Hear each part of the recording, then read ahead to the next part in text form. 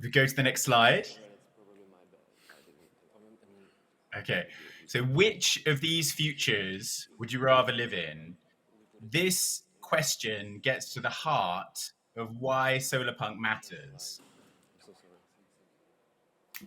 Is it the best means we have to inspire people to build a desirable future, or just escapist fantasy sci-fi? I'm Alex Holland, the founder of Solarpunk Stories, and we are trying to inspire the radical change we need by telling thrilling tales from better futures. In our deep dive article, What is Solarpunk? One Thing or Many? We argue that there isn't just one type of solarpunk, there are many shades. For today, the most important distinction is between two different characteristics of solarpunk as it exists right now: fantastical and rooted. The more fantastical shade we can see on the right. These are far futures that tend to have lots of shiny skyscrapers, flying cars, or even be on other planets. They tend to have little or no connection with the world we live in today. More rooted shades of solarpunk are visions that are based more on augmenting and adapting the world we have now, making it greener, fairer, and more delicious to live in, and are set not so far in the future as the fantastical shades. We argue that those who want to build the deliciously sustainable future that's possible and desirable within our lifetimes should champion more rooted shades of solarpunk. There's a number of reasons for this. Oh, slide. Great. So Raymond Loewy was one of the 20th century's greatest designers and salesmen, inventing streamlined trains and the Coke bottle, among a number of other things. He said, what makes things cool is Maya, which is most advanced yet acceptable. It draws on psychological research that if you want to sell the new, make it more familiar. And if you want to sell the familiar, make it new. The majority of people are unlikely to buy things that are too alien. As the writer and philosopher Hansi Freinacht has pointed out, images like those on the left are too outlandish and, he argues, too childish to motivate people to act to make them happen. Freinacht argues the picture of this building in Singapore on the right is much more likely to win people's political support because it is desirable and attainable.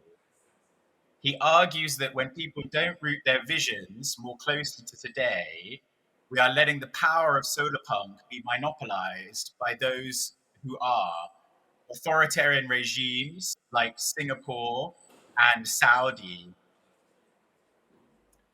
Another reason to support more rooted shades of solarpunk is that they are closer to what makes this genre and movement special. As Adam Flynn wrote in the first Solarpunk manifesto, solarpunk is a future with a human face and dirt behind its ears. Like in these artworks depicting solarpunk versions of New York and Germany, they have more humans in them and they are more humanly messy.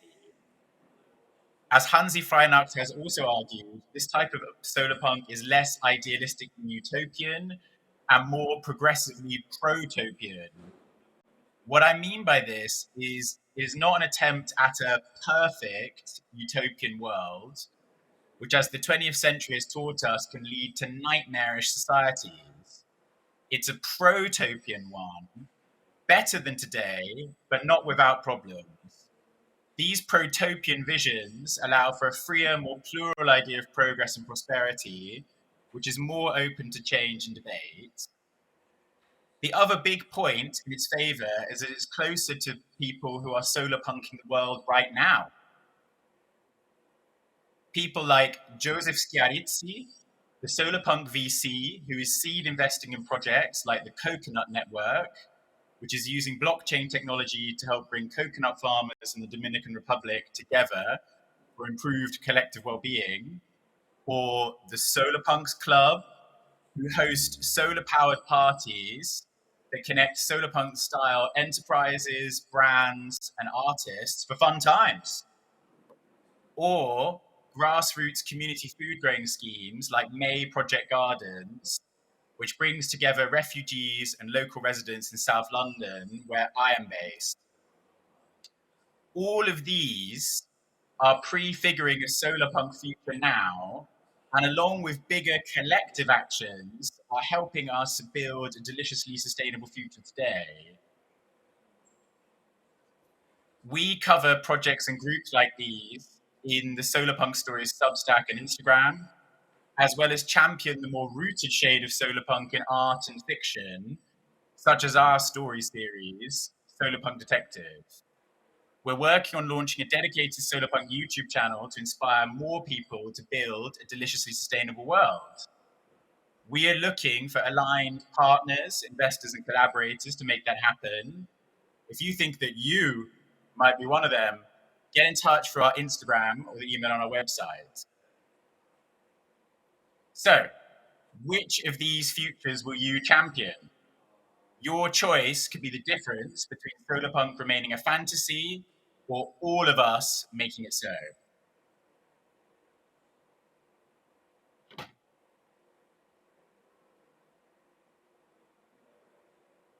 Any questions?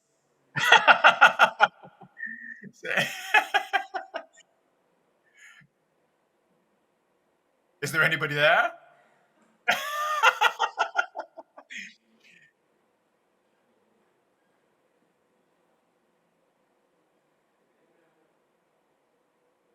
Should I just keep riffing about solarpunk?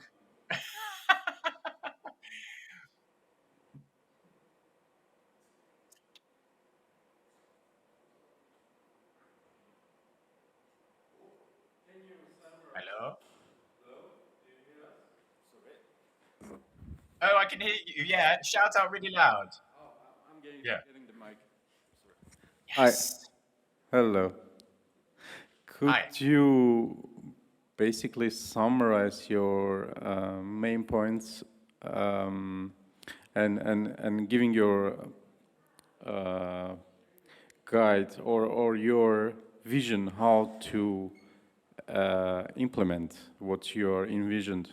How could you help others to implement your envisioned, let's say, DAO structure on the, yeah, like on the world or communities? So I've got to confess, I'm not an expert on a lot of Web3 stuff. I'm pretty new to this, and I am actually going to write a solarpunks guide to Web3, drawing on experts from across the spectrum. So to get in touch if you want to be consulted for that article. But if I can understand your question is like, how do we make this vision of these deliciously sustainable green future worlds? How do we get from here to there? Right. Is that what you're saying? How do we implement on the field? Yeah. Okay. Yeah. Reality. So I think, well, it's having the vision and believing it can happen and it's real is so important because then it can motivate you. You have the desire, but then making it happen, I think there's lots of different levels that we can make the change. So one that's really important that people don't talk about a lot is engaging politically.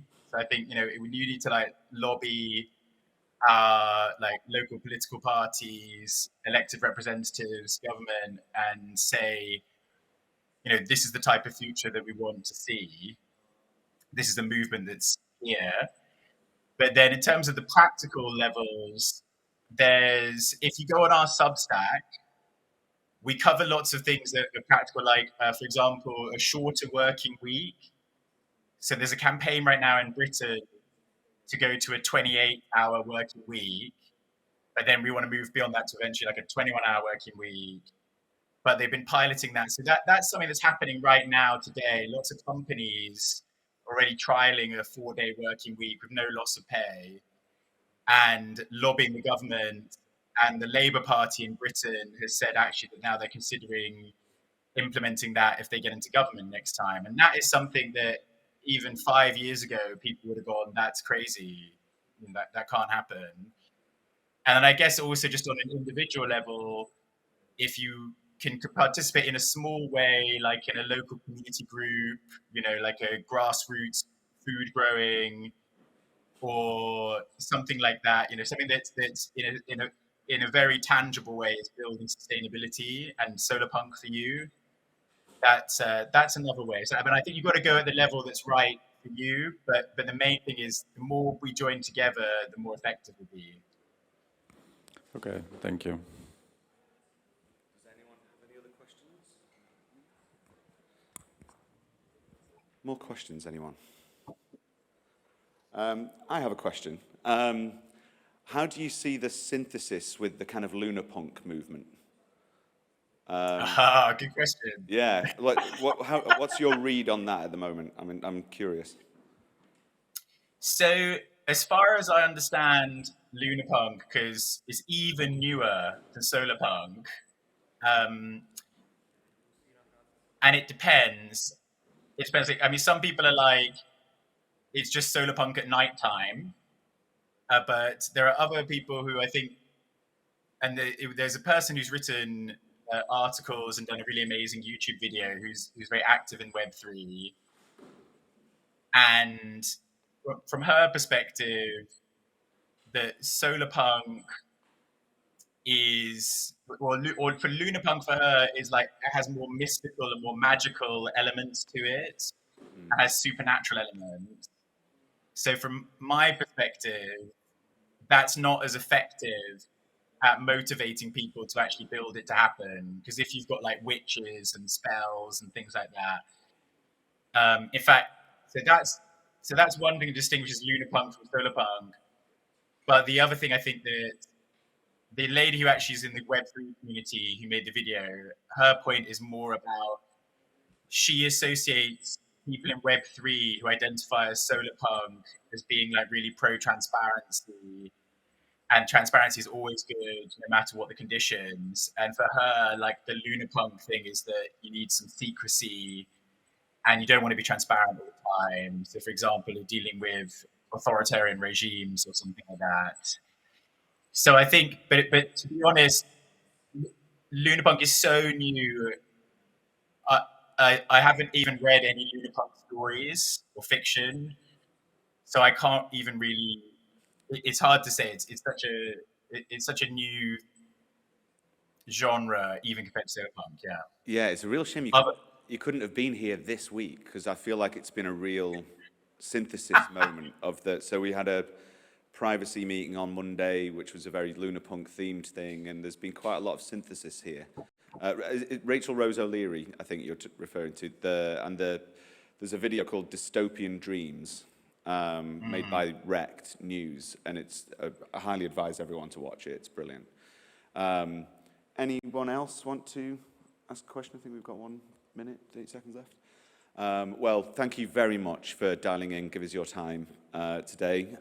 Really great to have the kind of like the lore of all this stuff expanded on. I think it's really important cultural stuff that we need to, which is very much the substrate of what we're trying to do here. So thanks so much for your time. Round of applause, everyone. Cheers, mate. Thank you. Thank you.